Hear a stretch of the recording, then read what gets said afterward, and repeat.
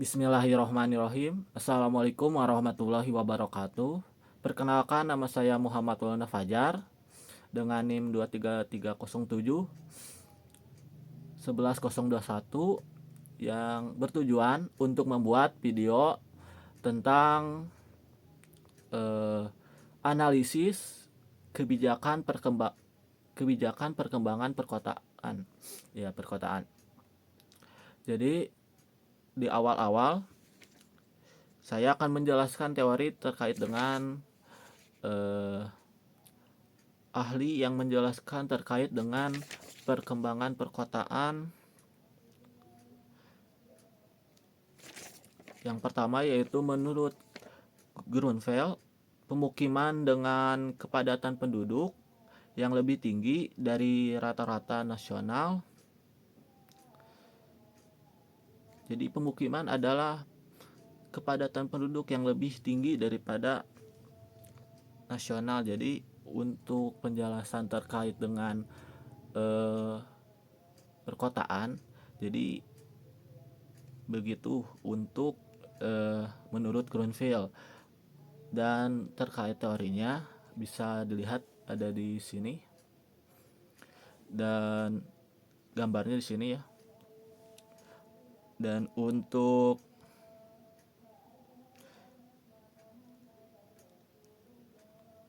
perbedaan antara yang jelas antara ekonomi, sosial dan juga lingkungan bagi kota dan juga perdesaan. Yang pertama yaitu kota pada ekonominya atau pencariannya lebih ke arah jasa, industri dan juga perdagangan. Dan untuk desa sendiri, untuk perekonomian atau mata pencariannya itu masih bersifat pertanian atau agraris yang masih bergantung dengan lahan dan juga pertanian gitu. Dan untuk dari sosialnya, kota jauh lebih padat daripada desa. Jadi untuk kota sendiri, kota itu populasinya memang hitungannya sangat tinggi, yang dikarenakan yang memang kota itu adalah pusat dari kemajuan teknologi dan juga pusat dari berbagai kemajuan ekonomi, sosial maupun pemerintahan yang bersumber juga pada perkotaan. Jadi secara tidak langsung perkotaan itu adalah tempat yang sangat strategis untuk menjadi eh, untuk menj- untuk em, men- untuk mendapatkan berbagai kemajuan gitu. Dan untuk perdesaan itu lebih ke alamiah, eh, tempatnya masih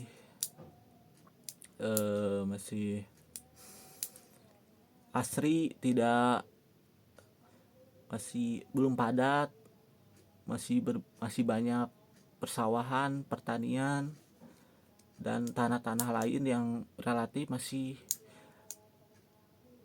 bersifat longgar atau kurang padat gitu. Dan selanjutnya yaitu ada dari lingkungan. Dan untuk lingkungan sendiri, kota itu didominasi banyaknya bangunan gedung-gedung tinggi dan juga eh, pembangunan jalan yang menggunakan aspal gitu. Dan untuk perdesaan, eh, jalan-jalannya relatif masih menggunakan seperti jembatan maupun belum menggunakan aspal, seperti ya seadanya aja, seperti bebatuan, tanah liat saja gitu.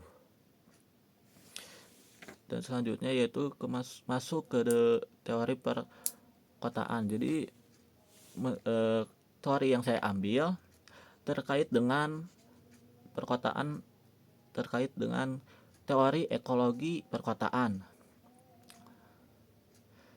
yang khususnya model zona konsentris yang dikemukakan Ernest Burgess, yang bisa dijelaskan di sini pada tahun 1925, menjelaskan struktur parsial kota dalam bentuk lingkaran, dan lingkaran tersebut memiliki beberapa bagian. Yang pertama yaitu zona daerah pusat, yang nomor 1. Ada yang zona kedua yaitu daerah peralihan. Yang ketiga yaitu zona daerah kelas rendah. Yang keempat ada zona kelas daerah menengah, kelas menengah. Dan daerah yang kelima yaitu ada zona ada yang terakhir itu ada zona daerah kelas tinggi. Jadi untuk zona-zona tersebut bisa dijelaskan sebagai berikut. Zona daerah pusat. Jadi zona 1 adalah pusat dari kegiatan berbagai bisnis, kemajuan teknologi, dan juga pusat dari pemerintahan, pembuat kebijakan, dan berbagai instansi dan lembaga pendidikan dan lain-lain yang berpusat pada zona nomor 1 ini. Dan untuk zona kedua yaitu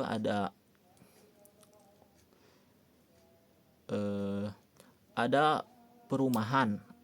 Jadi untuk zona kedua ini adalah perumahan yang padat, yang biasanya ditinggali oleh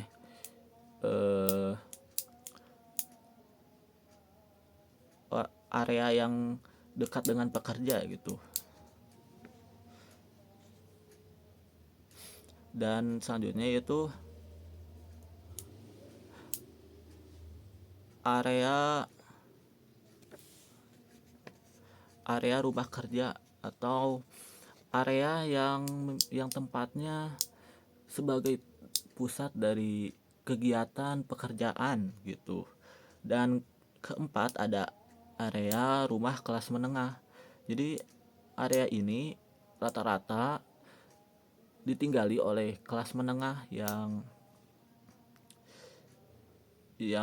bertinggalkan di kota gitu. Dan untuk kelima yaitu pinggiran kota, yaitu jalanan relevan. Jadi pinggiran kota yaitu jalanan yang biasanya timbul seperti kemacetan, tempat-tempat transportasi MRT, maupun seperti tempat-tempat transportasi lainnya gitu, bis kereta dan lain-lain gitu. Dan relevansinya pada kemacetan yaitu, jadi di sini sudah dijelaskan ya tadi satu-satu, dan relevansinya terkait dengan zona 5. Yang zona 5 gitu, yang rata-rata kemacetan itu timbul pada zona 5 gitu, karena zona 5 ini karena kan harganya murah tempat tinggalnya, dan juga strategis tempatnya karena dekat dengan kantor atau tempat pekerjaan. Jadi untuk zona 5 ini menjadi timbul adanya kemacetan gitu untuk eh, untuk zona 5 ini. Jadi kemacetan itu memang bersumber dari zona 5 ini dikarenakan memang murah tadi dan juga eh, tempat yang strategis gitu. Dan selanjutnya yaitu ada tata ruang. Selanjutnya yaitu ada nomor 3 yaitu jelaskan tata ruang dan perencanaan kota dalam mewujudkan pembangunan kota yang berkelanjutan dan berikan contohnya. Jadi tata ruang berfungsi sebagai dasar dan panduan untuk mengintegrasikan dari aspek sosial, ekonomi dalam pemanfaatan tata ruang yang efektif. Yang dapat dijelaskan contohnya pengelolaan sampah yang terpadu melalui yang dicontohkan oleh Kota Surabaya yang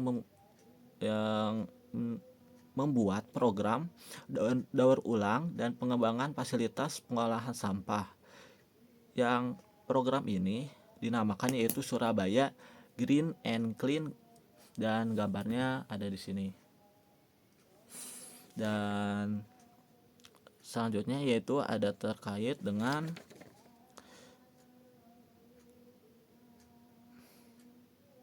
bagaimana kebijakan publik itu berperan mengatur, mengarahkan dan pembangunan dalam pembangunan perkotaan gitu. Jadi untuk kebijakan publik sendiri yaitu bisa dilihat ya, untuk kebijakan publik berperan pastinya yang mengatur karena kota ini pasti ada yang mengaturnya, yaitu mengaturnya itu dari pusat pemerintahan yang biasanya bersumber dari di daerahnya masing-masing gitu. Dan untuk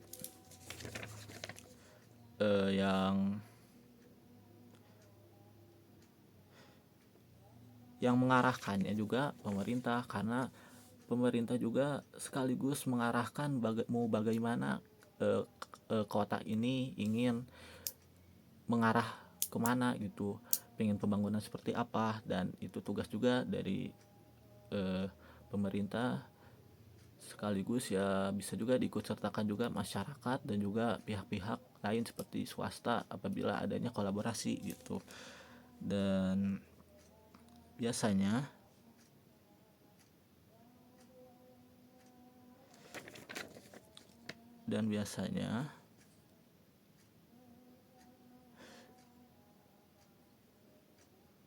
dan cara untuk pengendalian banjir terlebih lagi dan untuk pengendalian banjir untuk mengatasinya yaitu yang pertama yaitu kita memerlukan edukasi pada kesadaran masyarakat. Jadi awal-awal kita harus menjelaskan terlebih dahulu, penjelasan kepada masyarakat apa sih sebab dari banjir itu, bagaimana menanggulanginya. Jadi masyarakat juga tahu, oh ini saya ternyata salah gitu untuk buang sampah, jadi saya jadi lebih, misalnya lebih teratur dalam berbuang sampah, jadi tidak sembarangan karena kan udah disosialisasi tadi kan, diedukasi gitu kan tadi. Selanjutnya ada pengelolaan lingkungan. Jadi pengelolaan lingkungan juga kita perlu tahu gitu, tidak boleh asal misalnya dalam penebangan pohon, jangan sampai kita asal tebang pohon gitu tanpa tahu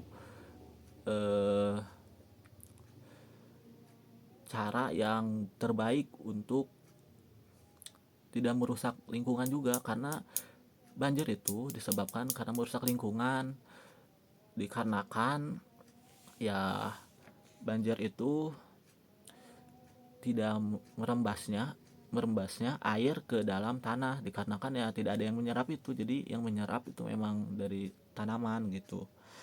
Dan selanjutnya di sini juga perlu adanya kerjasama dari berbagai kalangan, seperti pemerintah juga mungkin membuat kebijakan dan juga mengimplementasikannya juga kan melalui masyarakat gitu. Dan juga untuk mendanai eh,